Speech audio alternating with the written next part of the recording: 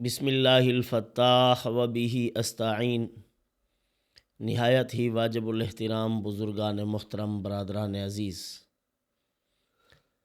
آج ہم آپ کی خدمت میں حضرت امام عاصم رحمۃ اللہ علیہ کا ایک خاص عمل پیش کرتے ہیں، جس عمل کی برکت سے مشہور کوفی قاری حضرت امام عاصم رحمۃ اللہ علیہ، اللہ عز و جل نے ان کی اس دعا کی برکت سے اشرفیوں کی ایک تھیلی ان کو عنایت فرمائی تھی۔ فرماتے ہیں کہ زندگی میں ایک مرتبہ ایسا موقع آیا کہ غربت و افلاس میں مبتلا ہو گیا میں، جن پر تکیہ اور بھروسہ تھا وہ دوست بھی چھوڑ گئے، تو میں نے اللہ تعالیٰ سے مانگا اور اس دعا کے ذریعے سے اللہ عز و جل سے مانگا۔ پوری تفسیر انشاءاللہ آپ کے سامنے بیان کرتے ہیں۔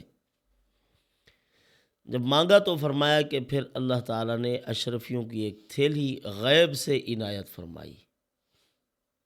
دعا مانگ کے ہٹا، دیکھا تو پڑی ہوئی تھی، کھول کے دیکھا تو اس میں اشرفیاں تھیں۔ اس کو من جانب اللہ جان کر اللہ کی نعمت سمجھتے ہوئے میں نے استعمال کیا، اپنی غربت و افلاس کے ایام کو اپنے اوپر سے دور کیا۔ تو بہرحال حضرت امام عاصم رحمۃ اللہ علیہ یہ قرآن مقدس کے مشہور قاری ہیں۔ کوفہ میں حضرت امام عاصم رحمۃ اللہ علیہ سے پڑھ کر قرآن مقدس کو خوبصورت پڑھنے والا کوئی نہیں تھا۔ اتنی پیارا قرآن پڑھتے تھے، تجوید کی رعایت کر کے قرآن مقدس کو یعنی تجویدی اصولوں کے مطابق ایک ایک حرف کو مخارج سے ادا کرتے تھے۔ جو اس طرح قرآن پڑھتے ہیں تو قرآن سنتے ہوئے بھی مزہ آتا ہے۔ اور حضرت کا معمول یہ تھا کہ شب و روز قرآن کی کثرت سے تلاوت کرتے تھے، کثرت سے قرآن پڑھنا، ہر وقت قرآن پڑھتے رہتے تھے، رطب اللسان رہتے تھے۔ جب بھی کوئی دیکھتا تو ہونٹ ہل رہے ہیں، ہونٹ حرکت کر رہے ہیں، زبان چل رہی ہے، اور پڑھتے کیا ہیں؟ خدا کا قرآن۔ ایسے لوگوں پر پھر اللہ کی تجلی اور رحمت برستی ہے۔ جو آدمی نیکی اور خیر کے کام میں مخلص ہوتا ہے، اللہ پاک اس پر اپنی رحمت کا پرتو ڈالتے ہیں، اور جبرائیل امین علیہ السلام کو حکم ہوتا ہے، جبرائیل میں اپنے اس نیک بندے سے محبت کرتا ہوں، تم بھی اس سے محبت کرو۔ پھر اللہ پاک اس کی مقبولیت زمین پر رکھ دیتے ہیں، روئے زمین کی تمام مخلوقات اس سے محبت کرتی ہے۔ اسی لیے قرآن مقدس کی اس آیت کے ذیل میں مفسرین نے لکھا ہے، ان الذین آمنوا وعملوا الصالحات سیجعل لهم الرحمن ودا۔ اس قرآن مقدس کی آیت کے تحت مفسرین نے لکھا ہے کہ جو ایمان لے آتے ہیں، پھر اعمال صالحہ اختیار کرتے ہیں اور اعمال میں خلوص ہوتا ہے، تو فرماتے ہیں کہ ایسے آدمی کے سامنے اللہ عز و جل مخلوق کو جھکا دیتے ہیں۔ جب وہ فیصلہ کرتا ہے کہ میں نے اب اللہ کے سامنے جھک جانا ہے اور بڑی دل لگی کے ساتھ پروردگار عالم کی محبت کروں گا، اس کی عبادت کروں گا، تو اللہ پاک مخلوق کے دل میں اس کی محبت ڈال دیتے ہیں اور مخلوق کو اس کے سامنے جھکا دیتے ہیں۔ تو یہ اثر ہے اس کا۔ حضرت عثمان ابن عفان رضی اللہ تعالیٰ عنہ فرماتے ہیں کہ ایک آدمی تھا، اس نے فیصلہ کیا، اپنے دل ہی دل میں یہ بات طے کی کہ میں اللہ کی عبادت کروں گا، پوری دنیا میں میری شہرت ہو جائے۔ تو فرمایا کہ بہت زیادہ عبادت کرتا تھا اور لگاتار اس نے اللہ کی عبادت کی کئی ماہ مسلسل، لیکن جب وہ باہر نکلتا تھا لوگ کہتے تھے کہ یہ ریاکار آدمی ہے، کیونکہ جذبہ اچھا نہیں تھا۔ تو فرمایا کچھ عرصے کے بعد وہی ریاکاری کے ساتھ جو عبادت کرتا تھا اللہ کی توجہ نصیب ہوئی، پھر وہ اخلاص کے ساتھ اللہ کی عبادت کرنے لگا، کہنے لگا مخلوق جانے یا نہ جانے، اللہ پاک کی قبولیت نصیب ہو جائے، بس میں اللہ کی رضا کے لیے عبادت کروں گا۔ جب اس نے اللہ کی عبادت کے لیے، اس کی رضا کے لیے عبادت کو شروع کیا، جب وہ اپنے گھر سے باہر نکل کر جاتا، لوگ ان کو دیکھتے تھے تو کہتے تھے کہ یہ وہ آدمی ہے جو واقعتاً اللہ کا نیک بندہ بن گیا ہے، اب اس کے اندر یہ خوبیاں پیدا ہو گئی ہیں کہ یہ جو کام بھی کرتا ہے اللہ کی رضا کے لیے کرتا ہے۔ اب اس کے دل کے یہ جو خیالات ہیں اس کو تو نہیں جانتے لوگ، لیکن جب اللہ کی رضا کی نیت کی، مخلوق کے قلوب اللہ کی دونوں انگلیوں کے درمیان ہیں، جس طرف چاہیں اللہ پھیر دے۔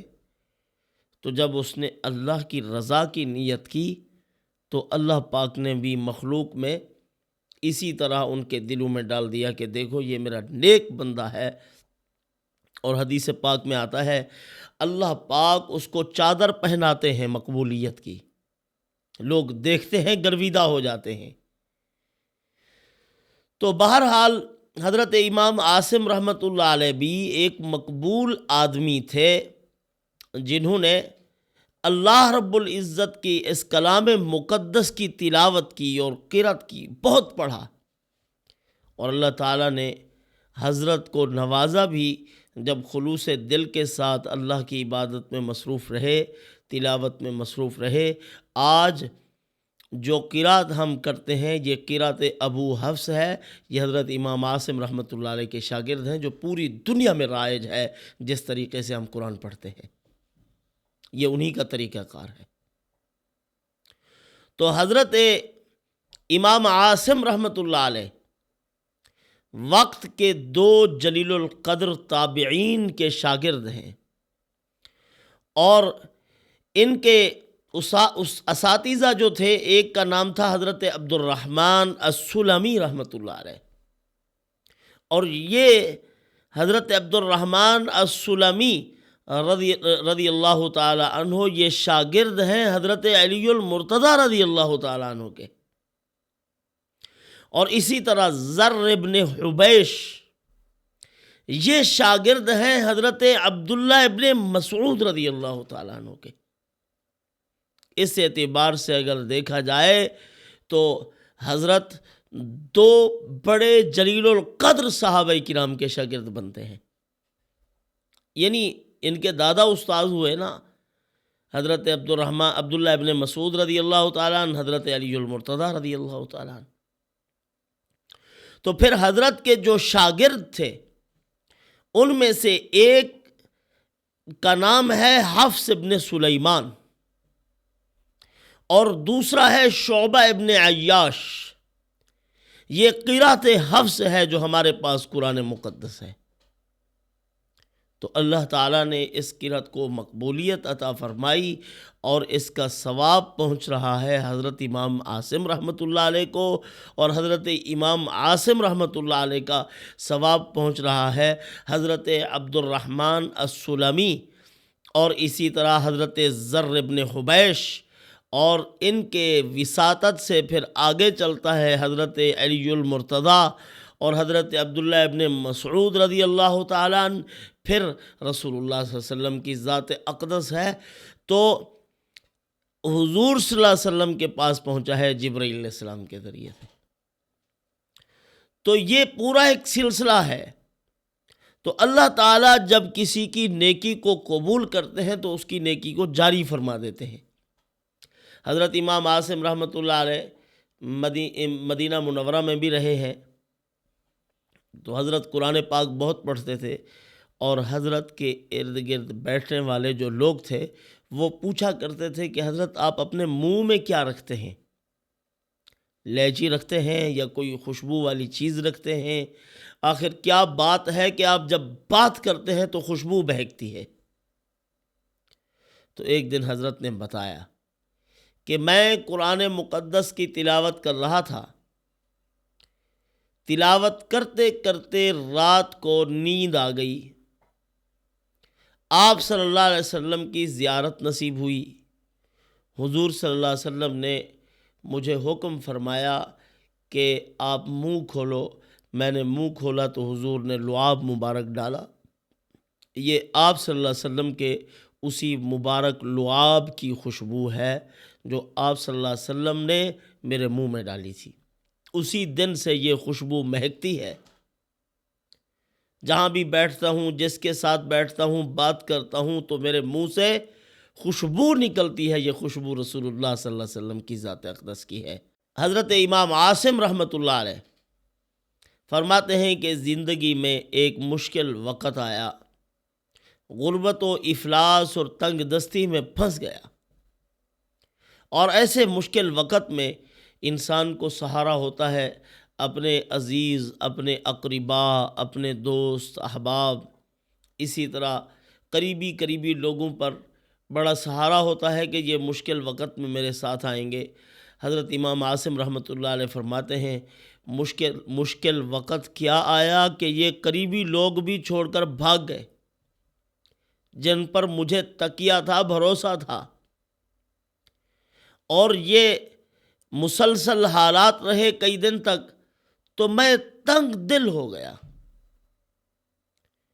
ایک دن میں نے جنگل کا راستہ اختیار کیا، وہاں پہنچا، گڑ گڑایا، اللہ کے سامنے بہت رویا، رو کر اللہ تعالیٰ سے دعائیں مانگی۔ جو دو دعائیں مانگ رہا تھا ان میں سے ایک دعا میں نے یہ بھی پڑھی ہے، یا مسبب الاسباب یا مفتح الابواب یا سامع الاصوات یا مجیب الدعوات یا دافع البلیات یا قاضی الحاجات اغننی بحلالک عن حرامک واغننی بفضلک عمن سواک۔ یہ مبارک دعا میں نے پڑھی۔ یہ دعا پڑھ کر ابھی اپنے چہرے پر ہاتھ نہیں لے گیا تھا تو اسی دوران ایک تھیلی آ گئی۔ میں دعا مکمل کر کے فارغ ہوا، اس تھیلی کو اٹھایا تو اس میں دیکھا کہ اس کے اندر اشرفیاں ہیں اور ایک قیمتی یاقوت بھی ہے۔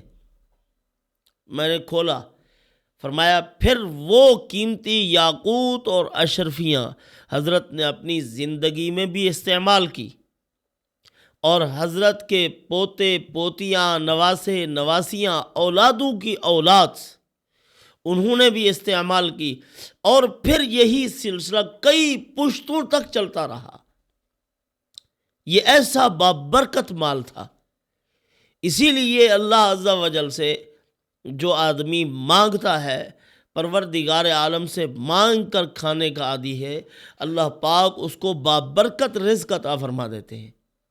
اور غربت کیسی اللہ پاک نے ان کی ختم کی، ان کی نسلوں سے بھی غربت کا خاتمہ کر دیا۔ اس طرح اللہ پاک راضی ہوتے ہیں۔ آج کل ہم سمجھتے ہیں شاید کہ جو مال ہے یہ بہت بڑی چیز ہے، اور مال کو بقا کا ذریعہ سمجھتے ہیں۔ یہ انسانی فطرت کی ایک کمزوری ہے۔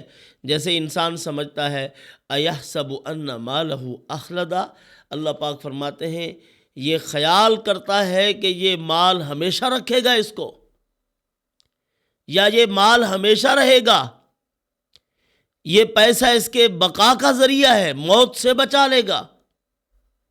قطعاً ایسا نہیں، یہ اس کو موت سے کبھی بھی نہیں بچا سکتا۔ اسی طرح کا ایک واقعہ میں پڑھ رہا تھا، ایک بہت بڑے سرمایہ دار آدمی کا بیٹا دنیا سے رخصت ہو رہا تھا۔ اسی دوران جتن کر رہے تھے، ہر قسم کی کوشش کہ کسی طریقے سے یہ بچ جائے۔ ڈاکٹر صاحب آئے، ڈاکٹر صاحب کچھ اللہ والے تھے، ان سے اس نے بات کی کہ جناب، روتے ہوئے کہا منہ مانگی قیمت مجھ سے لے لو، میرے بیٹے کو بچا دو۔ فرمایا او بھائی، ڈاکٹر صاحب نے کہا کہ یہ جتنے لوگ ہیں سب کی یہی خواہش ہوتی ہے، بڑے بڑے لوگ آتے ہیں، لیکن ہم علاج تو کر سکتے ہیں، کسی انسان کو موت سے نہیں بچا سکتے، یہ ہمارے بس کی بات نہیں ہے۔ جو کچھ ہم نے کرنا ہے وہ تو کر رہے ہیں، یہ نہیں کہ ہم منہ مانگی قیمت آپ سے لے کر فرشتے کو روک لیں گے کہ اس کی روح قبض نہ کرو۔ جب وقت آئے گا تو قطعاً نہیں بچ سکتے یہ۔ اسی طرح کا ایک واقعہ ہے، جب کسی کا وقت مقرر آتا ہے تو پھر کسی قسم کی کوئی تدبیریں نہیں بچا سکتی، نہ انسان کو صحت بچا سکتی ہے، نہ طاقت بچا سکتی ہے، نہ عہدہ اور پیسہ بچا سکتا ہے، کوئی چیز بھی آڑے نہیں آ سکتی۔ جب وقت آیا، وقت مقرر، لا یستاخرون ساعۃ ولا یستقدمون۔ ایک ڈاکٹر صاحب کے پاس 2 آدمی تھے، ایک 12 نمبر بیڈ پر اور دوسرا آدمی 6 نمبر بیڈ پر۔ جو 12 نمبر بیڈ پر تھا اس کے بارے میں ڈاکٹر صاحب نے کہا کہ یہ 12 نمبر والا آدمی جو ہے بالکل ٹھیک ہو گیا ہے، اس کو روانہ کر دو گھر کی طرف۔ اور یہ جو 6 نمبر بیڈ پر ہے، اس کی زندگی کی کوئی امید نہیں، یہاں رکھیں تب بھی اس نے ابھی مرنا ہے چند لمحات میں، اور گھر لے جائیں تب بھی اس کی زندگی کی کوئی امید نہیں ہے۔ ڈاکٹر صاحب یہ کہہ کر گھر کی طرف روانہ ہو گئے۔ پھر صبح کو جب وہ آئے، دیکھا کہ جو 12 نمبر بیڈ والا آدمی تھا بالکل ٹھیک، تندرست، صحت مند، اس کا جنازہ اٹھا کر لے کر جا رہے ہیں۔ جس کی زندگی کی کوئی امید نہیں تھی وہ بالکل تندرست تھا۔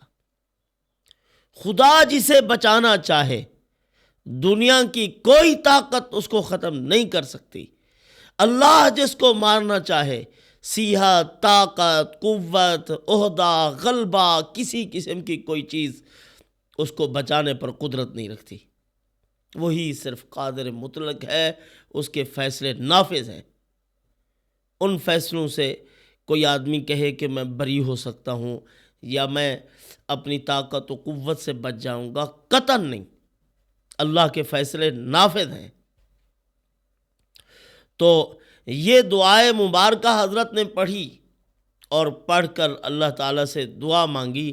اللہ نے ان کی نسلوں کو پالا ہے۔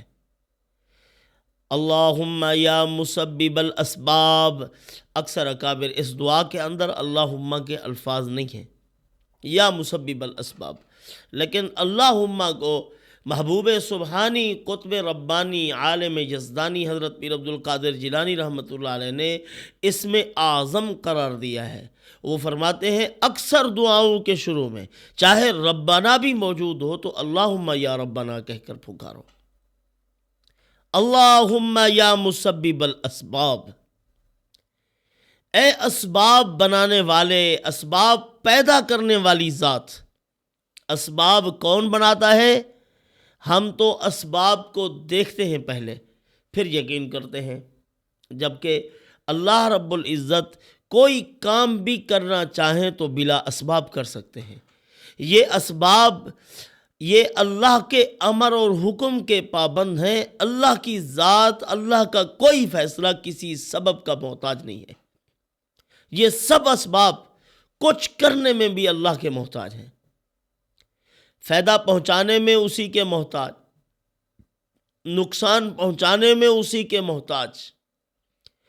اسی طرح جو تاثیرات اللہ نے اسباب میں رکھی ہیں، ان تاثیرات کے ظاہر کرنے میں بھی وہ اللہ کے امر کے محتاج ہیں۔